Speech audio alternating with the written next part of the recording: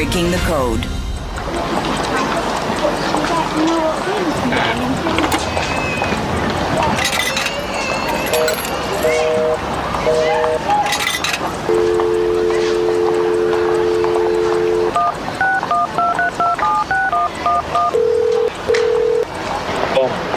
Outside boots for 30 minutes over double X IRA.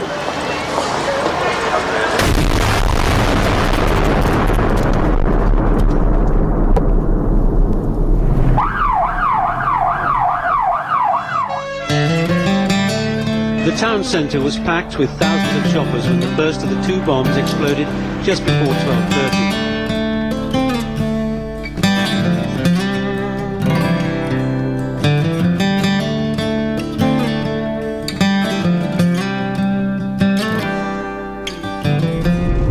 I'm on my way to Warrington.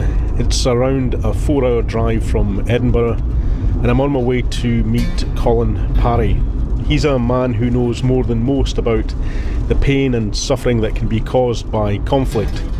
In March 1993, Colin's 12-year-old son Tim was fatally wounded in a double bombing carried out by the Irish Republican Army, the IRA. 3-year-old Jonathan Ball was also killed in the attack. They were both victims of a conflict known as the Troubles, that between 1969 and 1998 was to claim over 3,500 lives and wound over 47,500 people. At the time of the attacks in Warrington, the British government was involved in highly secretive talks with the IRA, aimed at bringing to an end the conflict and establishing a peace process. Today, Colin and his wife Wendy continue to play an active role in promoting that peace. Just 2 years after the attack that claimed their son, the couple established a charity, the Tim Parry Jonathan Ball Foundation for Peace in Warrington, and that's where I'm driving to now.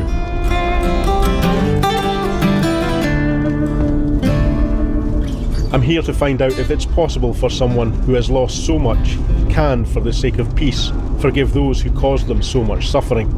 I also want to understand what it takes for the men and women who carried out attacks like the one in Warrington to move away from violence and explore their role in building the peace.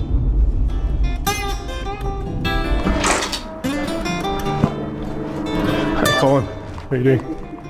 Nice to see you. Colin, how important is forgiveness, and do you think it's an integral part of the peace process?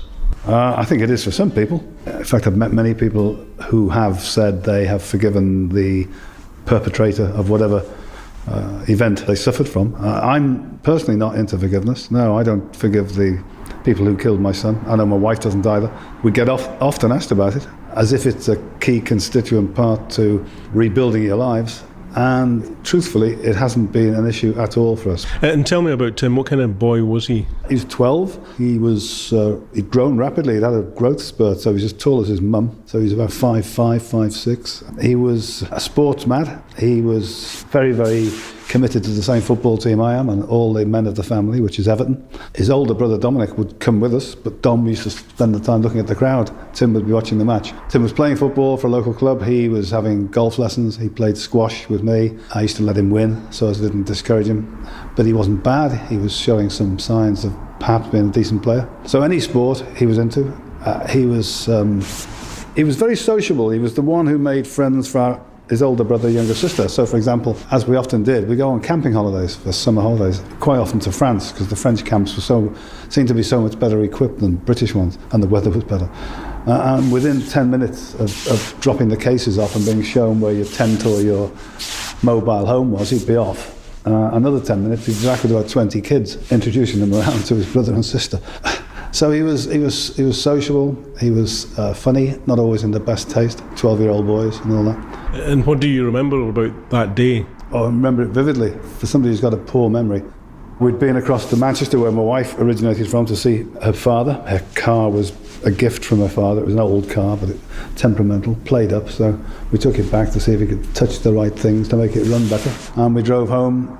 We didn't have the radio on in the car, so we arrived at the house, and there were clusters of people in the road we lived in groups, which struck us as slightly odd. And as we pulled up at our house, the woman next door said, "Do you know there's been a bombing?" We didn't. And so Wendy, my wife, began to phone around to account for where the kids were, because they'd all gone out that morning with their own groups of friends, not together. And she accounted for Dominic, who's our oldest, and Abby, our youngest. But when she rang Tim's friend's house, Tim's friend's grandmother answered the phone and said that the boy, Pierce, had been injured in the bombing. So having had really no concern whatsoever that the event would touch us, because Warrington's not a tiny village, it's 200,000 people, so it's a medium-sized town. Clearly the anxiety spiked considerably. Colin and his wife drove immediately to the hospital in Warrington. The hospital was full of concerned relatives trying to get information about their loved ones. Finally, Colin spoke to a member of staff and gave a description of Tim, but the description didn't match the list of casualties the hospital had. Wendy then went back home and I stayed at the hospital, because when we were going to the hospital there were lots of people leaving the town, almost like you see these scenes of people fleeing from a war zone, and it's quite possible we'd passed Tim en route. So she went home with a neighbour, I stayed in the hospital, and a young Catholic priest befriended me for reasons I don't understand to this day, but he did, asked me why I was there and asked me for a description of Tim, and then he set off to find out information for himself, perhaps over and above what we've been told. Wendy returned about an hour later, no sign of Tim, and not long after that the priest approached us and asked would we go into a quiet room, and that didn't sound good, and we went in the room. We waited for a couple of minutes and in walked a surgeon still wearing his greens, the hat and the coveralls and the things that go over the shoes, and he had a brown envelope and he opened it, and a watch and a St. Christopher chain fell out, and he said, "Do you recognise these articles?" And we said yes, they belong to Tim. And he said, "Well, I'm really sorry, I've been operating on your son for the past 3 hours. He has very, very serious injuries. I don't think he'll survive the night. Now if you'll excuse me," and did a turn and left. Tim had sustained serious injuries to his head caused by shrapnel from the bin in which the bomb had been placed. But somehow he'd managed to survive the night, and the following day he was transferred to a specialist neurological unit in Liverpool, where his parents were told he had a 25% chance of survival. But tests soon revealed Tim had no brain activity. And from that point onwards they said, you have to accept the fact that he's got no chance of survival, and if the ventilator wasn't breathing for him, he'd be gone now. So they couldn't compel us to switch off the ventilator, but they said it really is absolutely hopeless. So we arranged on the Wednesday evening for the family to come in on the Thursday, because Thursday was the day we were going to authorise the switch off of the machine. And everybody who came, and we don't have a big family, everybody who came had their own time with him, either in singles or pairs. And whilst that was happening, the same consultant took Wendy and I to one side again, and he said, "I understand you may want to be with Tim at the moment the machine is switched off." I said yes. He said, "Well, I have to warn you, it's quite possible that the moment the machine is switched off, he may spasm and his body may lift off the bed." And Wendy was so terrified of that prospect, she didn't stay there. The next day, Colin prepared to switch Tim's life support machine off. I was with Tim at the very end. I lay on the bed with him. They kindly moved Tim across to make space for me. All the wiring and tubes, etc. were positioned so I could get close to him, lay down with him, held him, kissed him, spoke to him, told him I loved him, and then signalled to the technician that he could throw the switch. And without being too graphic, it's instantaneous. The breathing stopped, and he, within seconds, went from pink to blue and gone. So.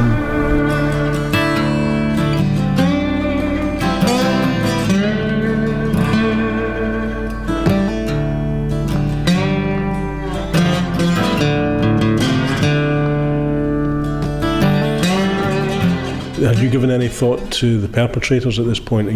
Had that crossed your mind? I can't recall thinking about them at all, no. It was all about, will he live, will he die?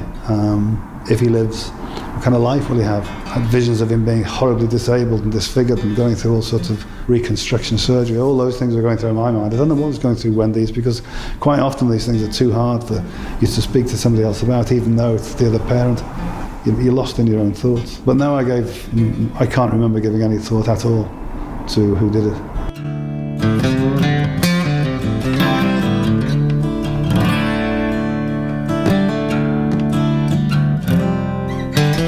As I drive away from Warrington, I'm struck by the humility of Colin Parry. It's hard to imagine the pain and suffering he and his wife went through. But I'm also conscious that pain and suffering were not exclusively owned by either side in the Anglo-Irish War. It wasn't a will to kill children in English shopping centres that drove men and women to join the IRA and to wage one of the fiercest guerrilla conflicts of modern times. But as well as their reasons for participating in armed struggle, I also want to understand how these same men and women of violence ultimately became convinced to put away the guns and the bombs and commit themselves to peace. I'm now driving to Liverpool to meet a man who may have some answers to that. Professor Peter Shurlow is the director of the University of Liverpool's Institute for Irish Studies and a respected expert on political violence and post-conflict transformation. Well, I think there's a whole range of things. I think, first of all, many people, I think one of the things you've got to realise is that if you talk to some of the older prison officers, the first thing they'll say is the first generation of paramilitaries who went into prison, if they were in Glasgow or Liverpool or Bolton or London, they never would have been in prison. So these were not people who would have been involved in your general criminal type activities. So you're talking about a slightly different group of people who found themselves in prison. Okay, they were there for whatever you call them, political or sectarian, whatever you just want. It's a democracy. You can call it whatever you want, but for whatever reasons, they weren't your normal prisoners. Clearly, within the prisons, there was a debate about violence and the futility of violence in many ways. And then there's a pattern of violence which reduces quite quickly. Within both the Loyalist and Republican wings, there were active debates about the reason for the conflict. And within that, there were some people who came to the conclusion that the conflict was futile. For example, Loyalists came to understand it as a civil war. They, those who are the leaders, of course, of these organisations, see it as a civil war. That it wasn't they weren't keeping down the anti-colonial forces on behalf of the state, that they were involved in what they understood as sectarian war. And within that, you did create a generation of people who read, did their PhDs, did their degrees, got their O-levels and A-levels, and started to think about the nature of what was happening. People on the outside were doing this as well. Much of the media coverage from the early 1970s and 80s appeared to show Northern Ireland in a constant state of conflict, affecting the entire population. But that wasn't necessarily the case. You've also got to realise, and this is one thing that's really important, despite the fact that Northern Ireland was a horrible conflict, the vast majority of people didn't engage themselves in it, in a direct way. It could have been worse, so you always had voices on the outside which were talking and saying this is futile, it's stupid, you're only making the situation worse, there's ways out of this. So you had a whole range of voices and opinions that were on the outside that were saying, we can find another way to do that. So one of the things that's important is, and I think it is true, and it is the reason why you get a figure like Martin McGuinness, when he takes ill and he retires, you have like Protestant ministers saying this is a loss of leadership, because there was the thing that, and this what you're alluding to, the stretching of a constituency. So I would assume the peace process probably started the day the conflict began. I think there were people within these organisations. You could be in Sinn Féin and not be in the IRA.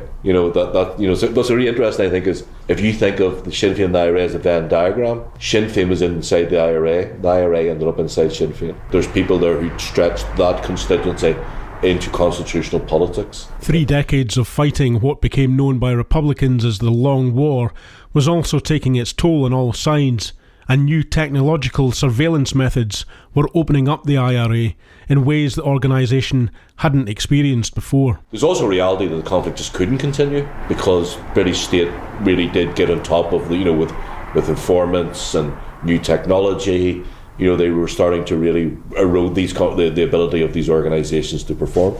So one of the things that's interesting is that, especially as you allude to, Sinn Féin, the IRA, whatever way they morph or whatever they become, that's a movement, and as a movement they have been relatively successful in bringing people with them. And that's very much part of one of the things we did in the peace process, which was good. We had an outlet for the senior level of republicanism to go into politics, and then the middle management, if you want to use that sort of terminology, went into the community sector. So that allowed you to actually maintain the structures. So when this happened and funding was going into community groups that were prisoner groups, this was a major thing for unionism in particular. Your fund. Whenever I was talking to people privately, I would say, but if we keep the structure of the organisation, so everybody at the times go, hand in the weapons, get them to disappear. And if you read the literature on DDR, demobilisation, disbandment and reintegration, you actually know the worst thing you can do is actually get the organisation to disappear What you still need is your officer structure to keep people in line. So by actually then turning, especially, I did have a loyalism too, by actually turning people into community activists, social justice, campaigners, etc., you're actually fighting the conflict, but in a different way. So instead of saying, I will create a united Ireland through the gun, you could actually say, well, I can create a united Ireland through community agitation. I can shoot young lads who are selling drugs. I can set up a restorative justice project. So in many ways, the community sector actually created the bridge. So you had the bond, which was the groups, and then the bridge allowed you to transfer that into civic society. So you get these really unimaginable things now, where you ring some IRA prisoner up, and you'll say, I'll call you back in 10 minutes, and with a police officer, because they're working on community issues.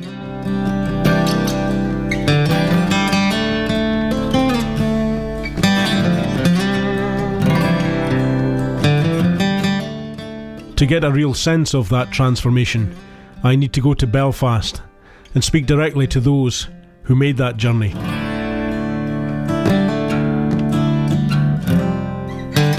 I'm standing in the shadow of Samson and Goliath, the towering yellow cranes of the Harland and Wolff Company here in Belfast. Even the cranes have religious symbolism, and they dominate the surrounding landscape. This city was built up around its port and docks and has a shipbuilding pedigree like no other. A few hundred feet from where I'm standing, the Cunard liner Titanic was built. But this city is also known for its titanic political and social struggles. It's 10 years since I was last in Belfast, and when I first came here in the 1990s, the Anglo-Irish conflict known as the Troubles was still being fought, albeit at a much lower intensity than the preceding 2 decades. But Belfast has been in my consciousness for much longer.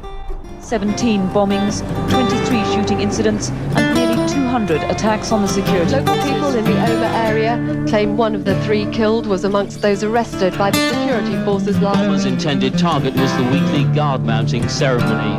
I'm now driving through the city centre and heading out to West Belfast. These streets seem so familiar to me. Like many people who grew up on the UK mainland during the 1970s and 80s, Belfast was rarely off our television screens. As a child, it looked like a conflict taking place on the other side of the world, but in reality, it was an intense guerrilla, mostly urban war being fought only 200 miles from my home. I'm now driving along the Falls Road in the iconic heartland of Irish Republicans. It's election time here following the collapse in January of the power-sharing executive. In less than 2 weeks, fresh elections will take place that could radically alter the political makeup of this province. A car has just passed me, adorned with Sinn Féin posters and loudspeakers blaring out a popular Republican folk song, Go On Home, British Soldiers. Of course, the British soldiers went home years ago, but the use of those kinds of songs for electioneering purposes reveals how powerful the past conflict is for today's politicians. For more than 3 decades, these streets represented the front line between the forces of the British state and the IRA. On almost every gable wall are impressive artistic reminders of that conflict. Towering paramilitary figures, armed with assault rifles, stand proudly underneath slogans written in the Irish language, Gaelic. They serve as both a reminder and a warning. I'm on my way to meet Michael Culbert. Michael is the director of COISTA, an association of former IRA political prisoners set up in 1998 following the Anglo-Irish peace agreement.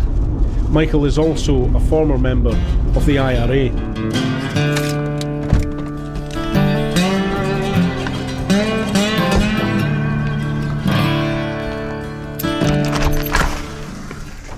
Hello, I'm here to see Michael Culbert. The mobiliser or the generator or the igniter for it probably was the collective build-up within our communities of the sense of lack of equality of citizenship, which gradually morphed into, well, if they're not going to give us it, then we have to remove ourselves from their rule. That would have been the struggle for civil rights morphing into a struggle for national independence. And how difficult a process was that for many people who had previously no history of armed struggle? It's strange you should say that. The probability is that I wouldn't have had a fight in the street with you. I was a social worker. My wife was a school teacher, eventually principal in the school when I was in jail.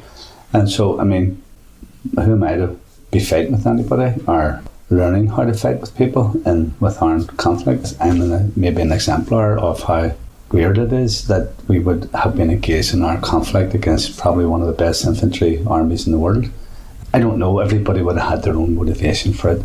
Mine was, I had just started a young family in the early 1970s. As a young fella in the 1960s, myself and my girlfriend, my wife, we were radically aware. I mean, you have to remember, well, you're too young probably, but I mean, we were alive, or we were aware politically when Che Guevara was on the go, when there were riots in the streets of London, Paris, Berlin. You know, we were part of that era. So we equated the situation here, and particularly with the blacks in South and the southern states of America. Was the movement ready for the long war, as it turned out to be? No. I mean, from a personal basis, the war was, you know, this would be over very shortly. You know, as young men and women would do, you think that you have the power of the world at your fingertips, and the intensity of it was amazing. The awfulness of it was quite something too. But then the Republican movement signalled up in 1975 that they were bedding in for a long, protracted struggle with the reorganisation. And the British indicated too that they were very strongly digging in for the long term. At this point, Michael temporarily halts the interview to tell me he has 2 former IRA volunteers and political prisoners who are willing to speak to me about the internal debate the organisation's members went through to move away from war and towards peace. The first man introduces himself only as Paddy and tells me he was a member of the South Armagh IRA, one of the most effective and deadly IRA units of the entire conflict. I begin by asking him, how did an organisation founded on armed resistance decide to follow a path to peace? I think we had, with that stage, the maturity to realise, you know, the potential of the political strength and where it could bring us, and where, you know, armed struggle could bring us so far. I mean, I think it was a realisation as well that, you know, we're fighting a long war. It would be foolish to believe that, you know, you're going to fight the British under the boats, and it was a case of, you know, use your armed struggle as far as it's going to bring it. And once you reach that stage where you're going beyond that, there, I think there was a maturity within. Now, not everybody was of the one mind. I mean, there's obviously debates around it, but I think that realisation was there that, you know, if your armed struggle brings you so far, to go beyond that and keep using armed struggle for the cycle was just, it was no longer moral in a sense, I suppose. So I think people had that realisation that we should at least give it a chance. And how do political prisoners, ex-political prisoners, feel about representations of their role in delivering the peace process? You know, you're an activist while you're in prison or while you're outside. I mean, your role is to, you know, further the struggle. And certainly, I mean, in terms of the leadership that emerged, you know, throughout the 80s and other, you know, a lot of more former political prisoners, and a lot of those in the leadership role now are former prisoners, and those who, for example, elected representatives have come to the prisons. So I suppose you can see where the thinking had developed within the prisons, that there are people that sort of leadership have come out of it. The next man to walk into the room is Shauna Walsh. Michael asks me if I know him. Anyone who has studied the political journey of Irish republicanism knows who Shauna Walsh is. He is literally the face of the IRA. In July 2005, it was Shauna who read out the statement from the Army Council, the governing body of the IRA, announcing it would be standing down and committing itself to exclusively peaceful means. Today, Shauna is a Sinn Féin representative on Belfast City Council. He sits down opposite me, dressed smartly in a 3-piece suit. He is the very embodiment of that transition Irish republicanism has made from armed struggle to democratic politics. Not all former IRA members supported the peace process, including some of Shauna's once close comrades like the former Belfast IRA leader Brendan Hughes. And I begin by asking, amidst a deepening political crisis in the north of Ireland, whether those former members of the IRA still think their commitment to peace was worth it. In the main, I would say that the majority of guys, men and women, do believe that the struggle was worth it, but they are mainly people who are still wedded and hopeful that the political objective, the new Ireland, the end of British involvement in this part of the country, they're still of the mindset that we are moving towards that. There are people who have become disgruntled and dissatisfied simply about the way that the conflict ended, about the treatment of the Republican volunteers who were involved in the conflict, and all of that. There are people who have become disgruntled, and for them it's a lot harder. You mentioned Brenton Hughes there, and for me, the saddest comment that I ever heard from any former Republican prisoner was when Brenton said, "I wish he was back in jail again," because in the prison he knew exactly where he stood, and he had his comrades around him and all of what was going on there. Out here in the big bad world, it can be very different. So, there are people who do find themselves isolated, particularly people who no longer espouse the hopes and aspirations for the Republic that they would have had that actually led to them becoming involved in the Republican struggle. And all of the trauma that comes with conflict, whether it's outside the prison or inside the prisons, all of that trauma can impact upon people to the extent that they find themselves divorced from their families, living on a pittance, looking out the windows of maybe a block of flats somewhere and wondering, basically what happened, what was it all about. Whereas those of us who still have a political focus, who still have a reason for getting up in the morning to try and continue, to build the road to the Republic, we come at it from a very different sort of point of view.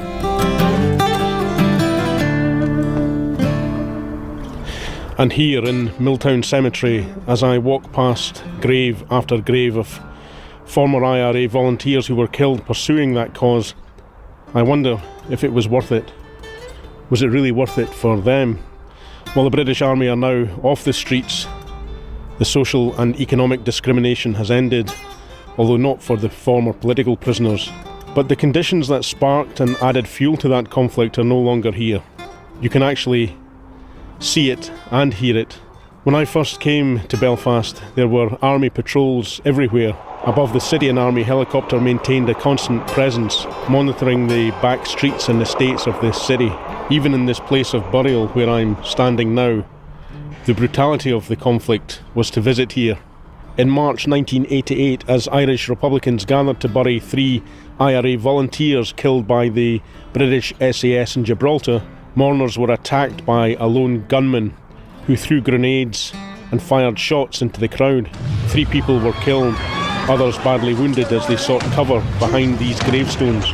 Perhaps that image is a metaphor for the mindset of some politicians today who seek to grind the process down. Ireland is still partitioned. The Socialist Republic that was proclaimed exactly 101 years ago on the steps of the General Post Office in Dublin at the start of the Irish Revolution is still to be realised.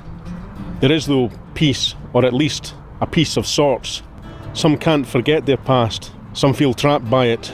Others can't ever forgive those who caused so much suffering.